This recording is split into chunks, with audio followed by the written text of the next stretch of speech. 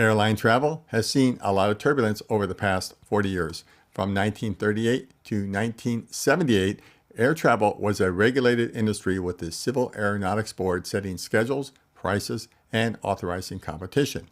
Your parents or grandparents can tell you about a time when arranging air travel was a time-consuming and expensive process.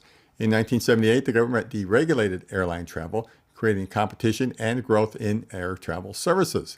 By 1994, the power of the internet was giving the airlines something to think about. The software for airline reservations was available from just a few suppliers. The oldest and most widely used system was Sabre, developed by American Airlines.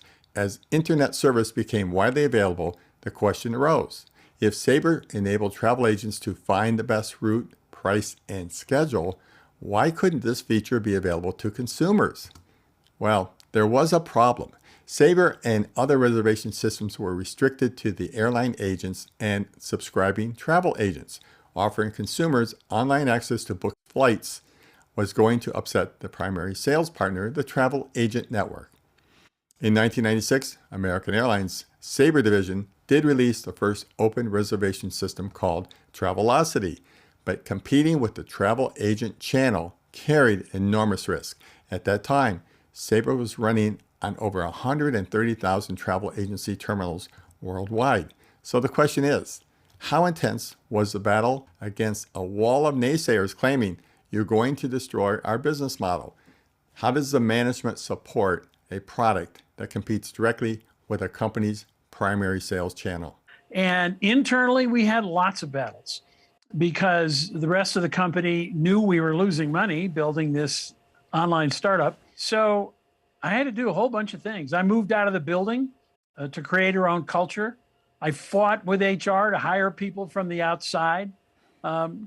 We shed various corporate departments. We didn't want to use their IT. We didn't want to use their purchasing. It was too slow. My name is Jim Connor. Welcome to Game Changers Silicon Valley.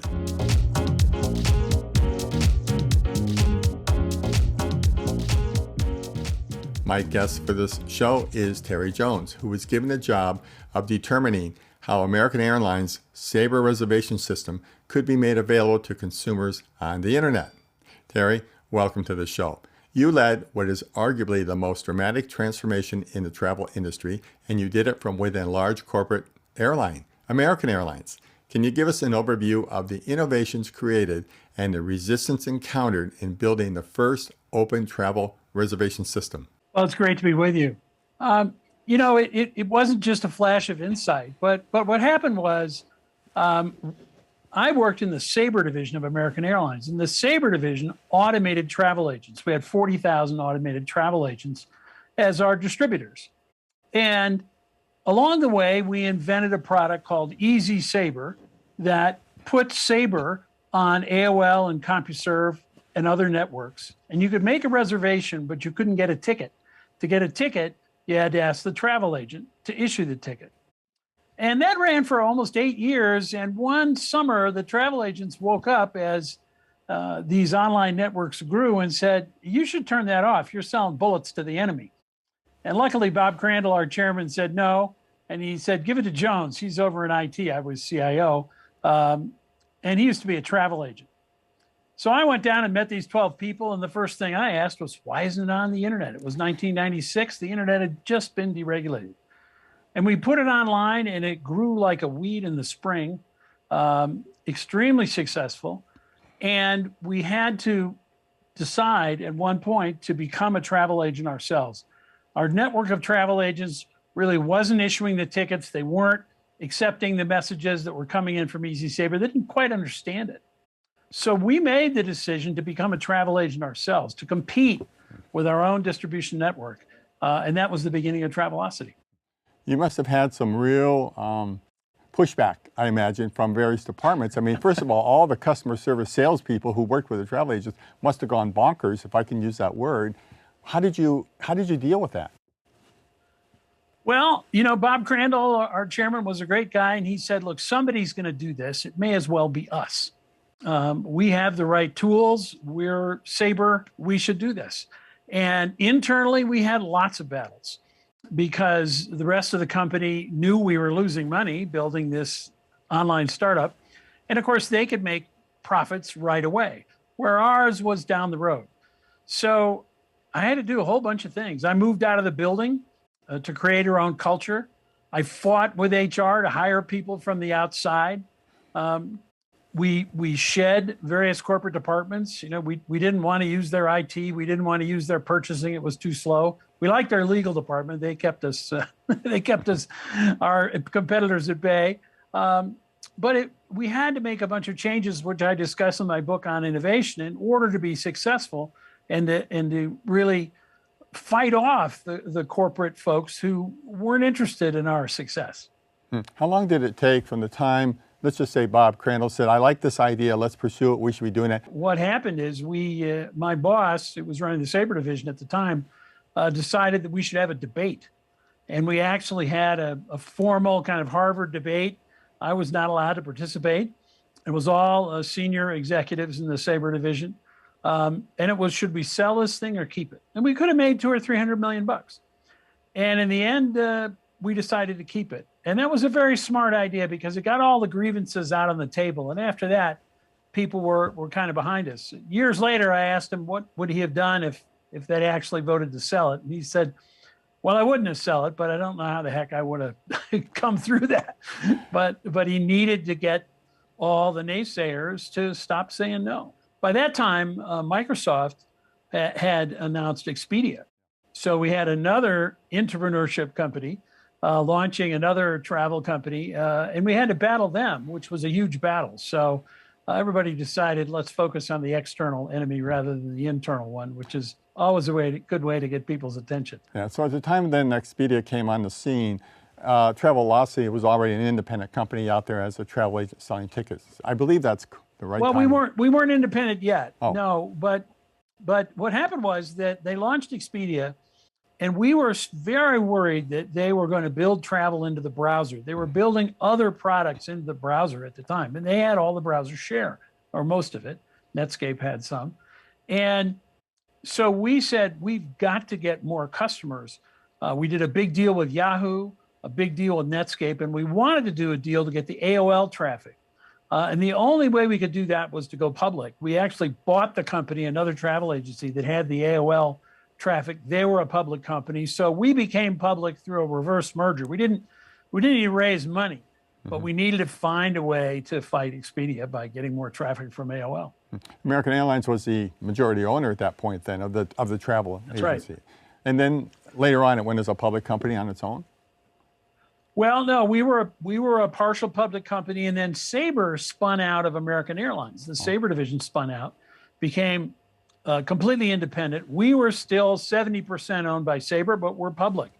Eventually, after several years, Sabre said, we want this company back. We want Travelocity back because it's too important to our future to leave to the public markets. As CEO, of course, I had to run it for the public shareholders, not for Sabre. And I made some decisions that they didn't like so much. So one day I got a note under the door and it said, form a special committee, we're going to buy you back. And they took it private. How did you or they determine the valuation of Travelocity at that point for the repurchase? Well, it was public. So it was, it's fairly easy. They had to pay a premium over the public price. And we had a big debate. I didn't have a lot of ammo to get the price up. And in fact, they later were sued and had to raise the price a bit. Some of the shareholders sued. But you don't have much of a negotiating position with your 70% shareholder. So then what happened to you? You had this experience where you, for whatever reason, saw this opportunity, said, why aren't we doing this early in the game, 1997, got out there, you're doing it. Did you stay with it, or what was your next step in your career? No, I decided to leave. What happened was that we had a clause that we would get paid out when the company went private, and the only way my staff could do that was leave the company. And I said to the guys who acquired it, "You're crazy. You don't want all these people to leave." And they said, "Well, we don't want them to get paid out either." So they all quit and got money. And I just thought, I'm not going to run this thing without my team. And I thought Sabre was going to screw it up anyway, which they did. They paid $1.2 billion for the company and sold it later for $200 million. They ran it in the ground. So I left and became a speaker on innovation and change and disruption, and a consultant and an author. And later went to work for General Catalyst Partners in Boston. And I was advising them on travel assets. And we came up with this idea for vertical search for travel. Travel didn't have a vertical search component at the time. And General Catalyst decided to fund that idea. They found a great CEO and CTO. I became chairman of the board, and that became Kayak.com. And I was chairman there for 8 years until we took it public and sold it eventually to Priceline for $1.8 billion. So that was a different experience and also a great ride. That's kind of remarkable because I remember Travelocity, I remember Expedia, I remember using both engines, and Kayak came along and I thought to myself, well, I've got these other two engines, why do I need Kayak? But you did a much broader search, is that correct? Well, we did, and we weren't a travel agent. So what we looked at, and it was a dinner with the former head of former senior guy from Expedia, former senior guy of Orbitz, and myself, and a VC, and we said, look, these online sites like Travelocity are only converting 6-7% of visitors into sales. They're using us to find low price, and then they're going directly to the airlines or hotels to buy. Why don't we build a site where we search everything and you can buy direct? And that's what we did. We were a search engine, but we charged a click-through fee, not a commission. And when you clicked, not like Google, you didn't go to the first page. You actually went to the last page and just put in your details and you could buy a ticket. So extremely high conversion, a great user interface, super fast. And we garnered a lot of market share pretty quickly, particularly with our mobile app, which has something over 60 million downloads now. So after Kayak, what was your next experience? Well, I've been on now 19 corporate boards, 7 of them public. So I've done a lot of work with startups. I wrote a second book on disruption. It's called Disruption Off. It's about digital disruption. And then I got a call from Ginny Rometty's office at IBM, the chairman, and they said, can you come teach IBM Watson about travel? Which was attempting to use natural language search, image analysis, and text analysis to really change the travel UI. We did that as a B2B company. It turned out we were way too early in travel. Travel is still pretty far behind in deploying AI, but it needs to change because the user interface looks pretty much like it looked when we designed it in 1996.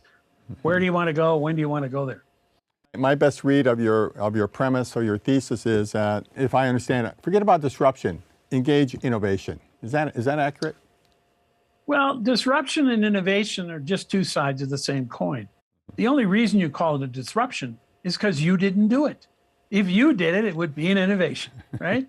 Yeah. So, that's the antidote to disruption. You have to look.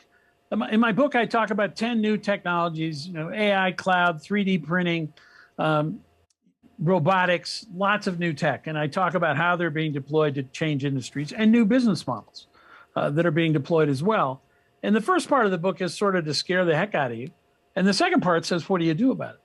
And really, the second part is, in the large corporation sense, becoming more innovative and using these products to make sure you don't get disrupted. Now, you can also flip the handbook around and say it's a pretty good primer for startups to look at where to disrupt those who are already in power. Well, you make a great point that if you're the incumbent or one of the incumbents, you've got the resources. You just have to now think about it a little bit more clearly of how to bring pieces together. Think about it. You have everything a startup would kill for. You have capital, you have factories, you have supply chain, you have salespeople, you have brand. You just maybe don't have anything new. As the CEO of Panera Bread said, sometimes your delivery muscle gets much stronger than your discovery muscle. And I get it. I've been CEO and chairman of public companies. It's all about the quarter, right? And it's a lot easier to keep pumping things out and not take a risk on something new. But there is an end to that road. Eventually, you run out of runway. Terry, this has been a fascinating conversation about how Travelocity emerged from Sabre Systems at American Airlines. Let's give our viewers a way to follow up with you. Sure. My website is tbjones.com. tbjones.com. You can contact me there. You can look at videos of my speeches, and you can buy my books on amazon.com on innovation and disruption off. They're available in Kindle and audio and paperback. Well, I want to wish you every success going forward. Thank you very much. Thanks a lot. Great to be with you. Thanks for joining us in this show. You can follow the outcome of this conversation in a second show titled The Wrong Side of a Digital Transformation. I want to take a moment to welcome an influx of new subscribers from the Cincinnati, Ohio area. We appreciate your support of this show. You can also register for announcements about upcoming shows at our website, gamechangers.tv. If you listen to podcasts, you can find us under the title Game Changers Silicon Valley. We look forward to your continued engagement and participation in upcoming shows.